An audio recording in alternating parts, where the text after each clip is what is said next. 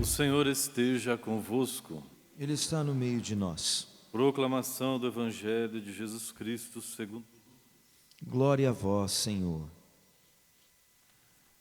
Naquele tempo, veio Jesus à cidade de Nazaré, onde se tinha criado. Conforme seu costume, entrou na sinagoga no sábado e levantou-se para fazer a leitura. Deram-lhe o livro do profeta Isaías.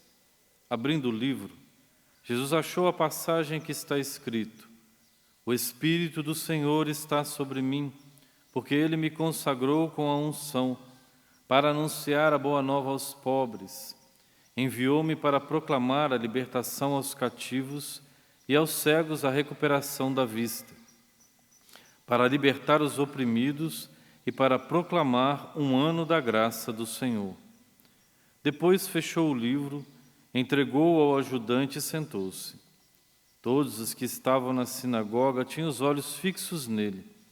Então começou a dizer-lhes: Hoje se cumpriu esta passagem da Escritura que acabastes de ouvir.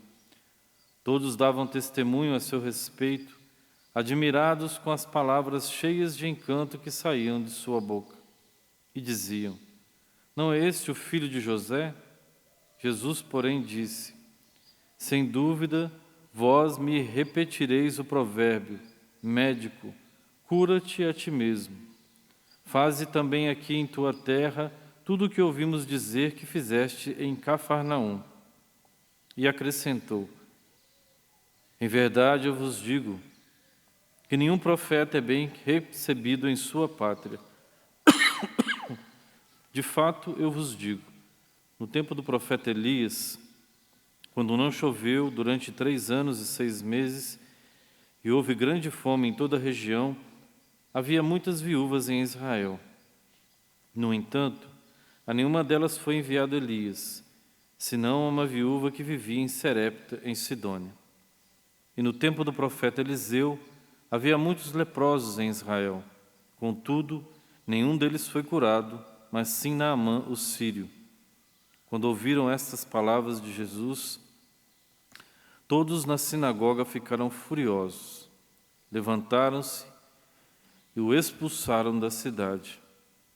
Levaram-no até o alto do monte sobre o qual a cidade estava construída, com a intenção de lançá-lo no precipício. Jesus, porém, passando pelo meio deles, continuou o seu caminho. Palavra da salvação. Glória a vós, Senhor.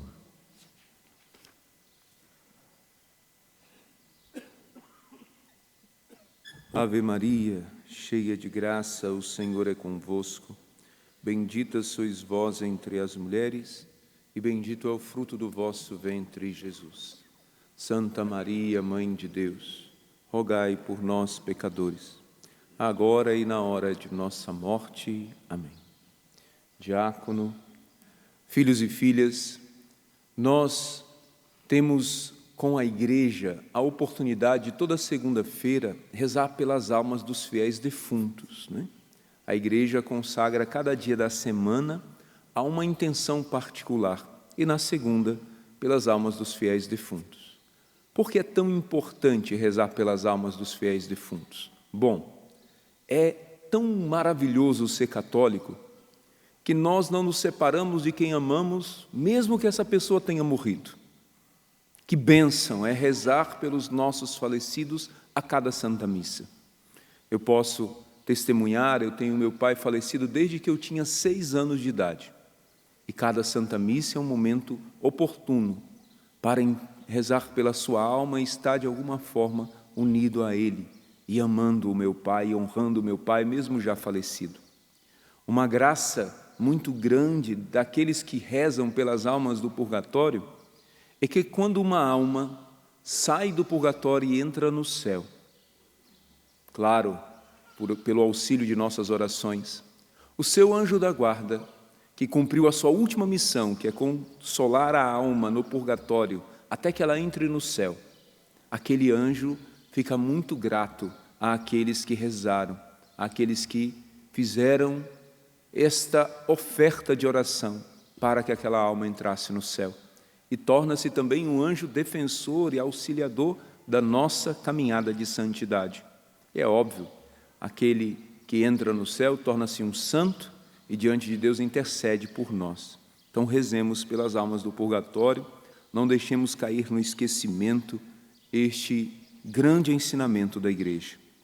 Meus filhos, rezamos nesta Santa Missa, já agora mudando o Evangelho, estávamos no Evangelho de Mateus e agora no Evangelho de São Lucas. E temos este trecho do capítulo 4 do Evangelho de São Lucas, no qual Jesus, na cidade de Nazaré, ele, na sinagoga, toma o livro e faz a leitura do profeta Isaías. E ali proclama que o Espírito do Senhor está sobre ele, e a sua missão de anunciar a boa nova aos pobres, proclamar a libertação aos cativos, aos cegos a recuperação da vista, e para libertar os oprimidos, e proclamar a graça, o ano da graça do Senhor. E, diante desta proclamação, há aqueles que se empolgam, que ouvem entusiasmados a palavra, mas questionam, né? Não é esse o filho de José? Não é ele que vive conosco? E há também aqueles que rejeitam de tal forma esta verdade de Cristo que querem matá-lo. Meus filhos, não estamos muito longe desta realidade hoje. Existem muitos que se empolgam com a palavra. Existem muitos que ficam entusiasmados com o poder de Cristo.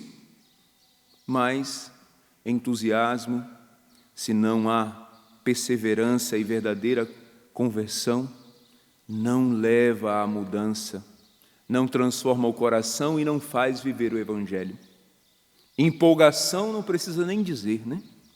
Os empolgados, eles são de momento, como Jesus diz em outra parábola.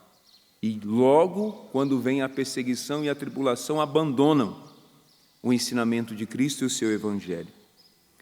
Meus filhos, peçamos a Deus a graça de não sermos nós, empolgados, entusiasmados, de maneira a não ter um coração atingido pelo Evangelho de verdade, de conseguir, com a graça de Deus, assumir a palavra, viver a palavra, converter-nos de verdade e fazer o que for preciso para alcançar a graça de Deus. E pior ainda, né? Que não sejamos nós a querer matar Jesus Cristo. Hoje levaram Jesus ao alto do monte para precipitá-lo abaixo. Existe no mundo, porque a palavra de Deus é bem clara, esse mundo jaz no maligno e o príncipe desse mundo é o demônio. Existe no mundo um grande impulso para eliminar Jesus, eliminar o Evangelho da vida das pessoas, de todos. Você já prestou atenção que as dramaturgias, seja do nosso Brasil, seja de Hollywood, seja dos Estados Unidos, não existe mais Deus? Ninguém vai à missa, ninguém reza, em nenhum filme, nenhuma representação artística. Você já prestou atenção que a ciência, a filosofia, os ensinamentos intelectuais querem e estão conseguindo, na vida de muitos, eliminar Deus, eliminar Jesus, eliminar o Evangelho? Existem leis para banir as Bíblias das bibliotecas. Existem leis para tirar os crucifixos, existem leis que perseguem os cristãos. Ano a ano o Vaticano publica o número dos cristãos perseguidos e esse número aumenta a cada ano. E não é uma perseguição qualquer não, são cristãos mortos por proclamarem o nome de Jesus. Claro, nós não queremos nem essa empolgação que não leva à conversão e muito menos matar Jesus. Mas não enganem-se, meus filhos. É o intuito do diabo, que nós nos empolguemos, que nós vivamos de uma conversão aparente, que é, como Jesus denunciou nos últimos evangelhos que vimos durante a semana, hipocrisia. Uma conversão que é de fora, sepulcros caiados. E há também o risco de, por medo ou por conveniência, por amor ao mundo, eliminarmos Jesus da nossa vida e querermos impor aos outros que também eliminem. Nós precisamos viver na graça para não entrar nesse caminho.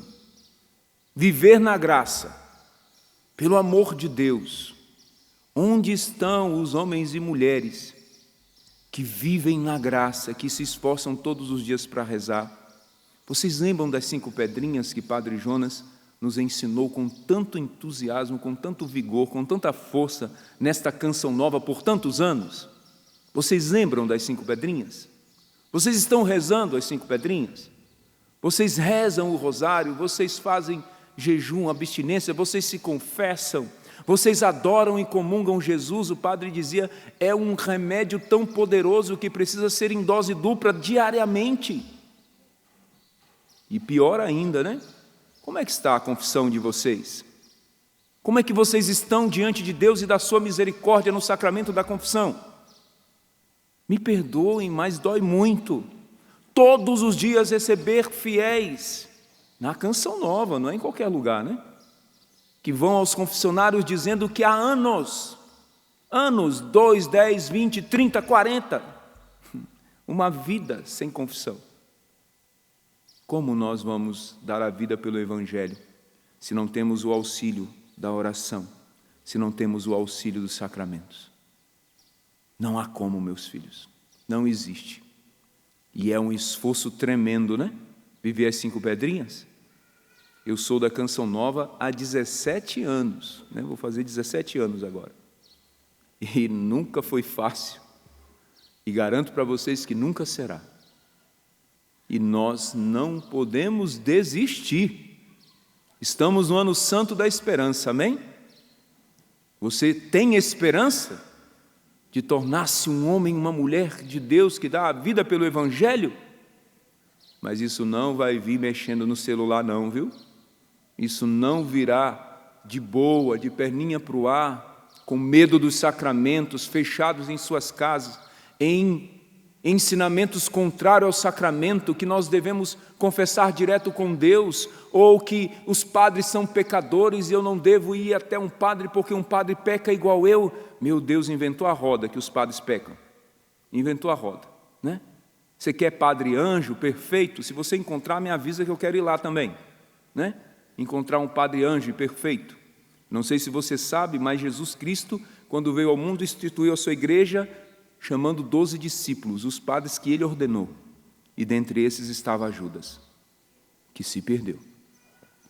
E nós queremos padres perfeitos, mas garanto para vocês também, conhecendo os sacerdotes, tem muito mais padres lutando pela santidade do que no pecado. Mais barulho faz uma árvore que cai do que uma floresta que cresce. Por isso é tão doído quando a gente vê um padre pecar e cair gravemente. Mas a maioria está lutando.